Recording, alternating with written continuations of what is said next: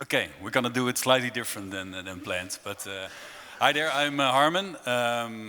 I work for the Dutch Blockchain Coalition, and as part of the DBC, I'm leading the mobility track. We look at how decentralized technology can be used in the mobility sector. So how can you move people from A to B, and how can we do that in a sustainable way, and how can we use decentralized technology for that? We have been doing all kinds of projects for all kinds of use cases. So also in the area of mobility as a service. We also have been looking at vehicle to grid. So we also did, for instance, a project with Dion and his colleagues. But what I was planning to talk about and show to you was this particular project. It's called Future Mobility Data Marketplace. And the reason for doing that was that it's actually aiming at explaining Gaia X. How many of you have heard of Gaia X? Okay, so in brief, I always explain Gaia X in a way that we all, at least in Holland, probably also in Germany, we feel that the way how digital is done in China is not how we like to do it. Probably you all agree on that. We also agree on not really wanting to do it the way how it's being done in the US, where it's totally market driven. We want something in between. And I think Gaia X is actually aiming at a solution for that something in between. I think first of all, Gaia X is not ready at all. And I heard about it about a year ago, and I was really enthusiastic about it, but then I heard more and more, and I thought it's super theoretically, actually. So, but at a certain point of time, we started to see the first examples, and then we realized that it actually includes a lot of the decentralized thinking that we at the Dutch Blockchain Coalition have been working with for a long time. And there are a lot of use cases that we've been working on in the mobility space, but we realize that at the moment most of them are still siloed. So we also discussed that this morning. So one of the real challenges for getting blockchain and decentralized tech in general to the next level of adoption is very much about interoperability. And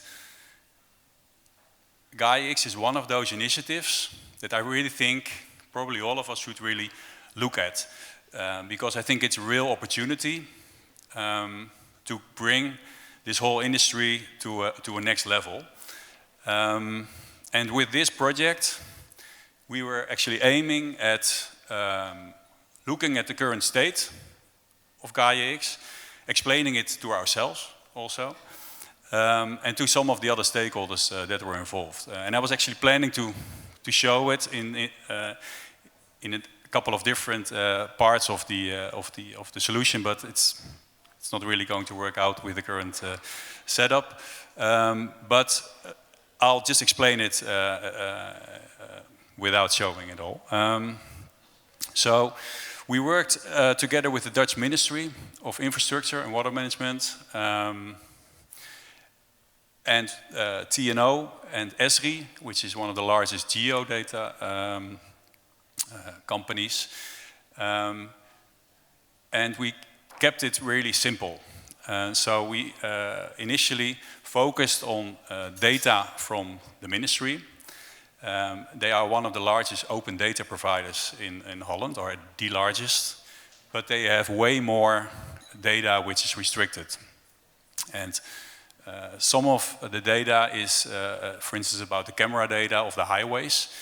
And the ministry realizes that there's a lot of value in that data, but they can't open up that data to everybody because of privacy and security reasons. So one of the use cases was about how can we apply third-party algorithms on that camera data of the ministry. Let me see if I can scroll a little bit. Yeah, no, it's too bad. It's with the current setup I can't show it. But we actually created this marketplace. If you want to look it up yourself later on, the URL is on the top of the screen. I can also show it later. But we integrated 10 data sets from the ministry, one of them being that camera data, and we used a couple of algorithms from third parties. And we showed how that third-party algorithm was actually brought to the restricted data of the ministry. And that actually can be done in a lot of different business cases. And this was just one of the examples. But the main purpose was also explaining what Gaia X is. And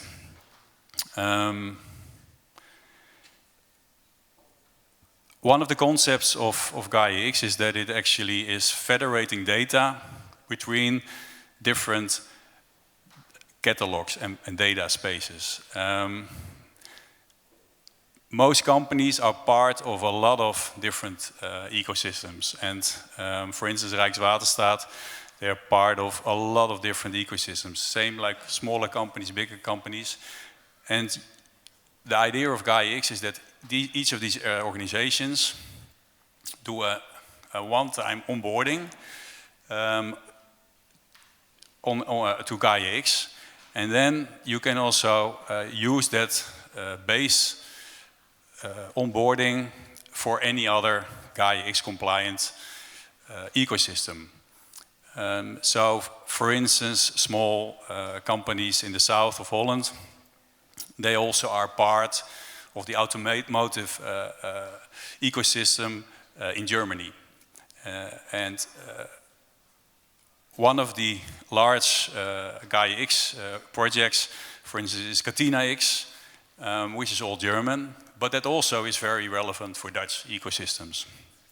So what we're doing actually in this project is we are going to onboard a whole range of companies to Gaia X. So all these companies that are going to participate in this ecosystem will actually be able to participate in other Gaia X compliant ecosystems as well.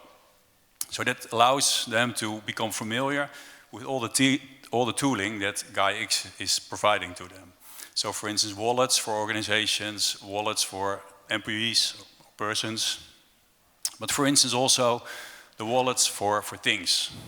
So a lot of the other presentations that were given earlier today also talk about these concepts. And I think Gaia X is now backed up by so many large industries and states that this is really an opportunity to bring it to that next level. One of the founding principles of Gaia X is also that everything that you need to do should be available through open source tooling. This is not tooling that is recreated again. So this is all stuff that probably a lot of us have been working on already. So for instance, it has been reusing standards like verifiable credentials, decentralized identifiers, all these open source projects that have been along. And Gaia X has just been collecting some of those standards. One of the other real interesting parts of Gaia X in relation to sustainability is that we all want to get rid of greenwashing. So the whole topic of that you want to be able to ensure that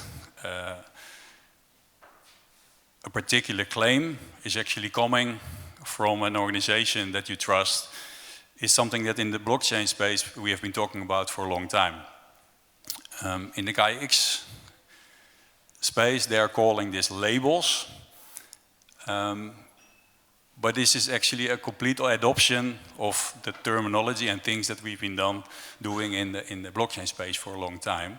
So that again, I think really is an opportunity. Yeah, I don't want to make it too long now because there were things I want to show that I couldn't show. But if you're interested to learn more about this, just let me know. We are continuing with this project in the next couple of months. So the first thing will be is that we're going to onboard a range of organizations. So this ranges from private companies that are in mobility or are already delivering data services in mobility, but also some public organizations. We're starting this off in Holland, but we already are working closely with a lot of German companies. So especially in Germany, there are a lot of GAIA-X programs running already. And a lot of them actually want to use this project also as a way to show interoperability. So one of the large programs, for instance, is GAIA-X for Future Mobility. That involves, for instance, companies like Bosch and Continental. At the moment, we are already showing that federation of data between these environments and the ones from Bosch and Continental is possible.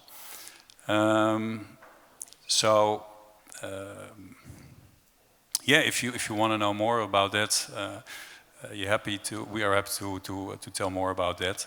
From a Dutch blockchain perspective, we're also planning to do similar things like this, but then for different sectors. So for instance, healthcare, but also in the building space. There are a lot of, it could be done for any ecosystem, but we realize that the message becomes more clear and more powerful once you see it in, over different ecosystems.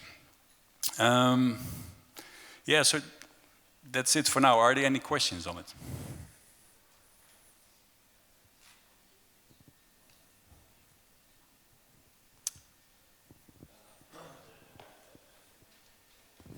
Thank you. I would like to know how would you see GAIA-X as an ecosystem where like private partners doing whatever stuff in the blockchain area could benefit from it, where authorities could also like cling in. That would be interesting to see that perspective from you, please. Yeah, I think a lot of the existing blockchain companies or ecosystems I think can benefit heavily from GAIA-X because first of all the knowledge that is already in the DLT space is needed in GAIA-X.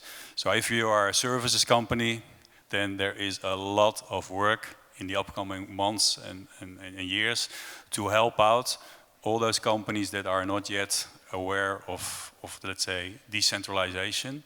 So that's for sure. Then I think if you have a solution already, then I think it would be quite smart to make sure it becomes GAIA-X compliant because there are so many initiatives running at the moment that have already promised to deliver in the upcoming months. So I think that could gain a lot of business.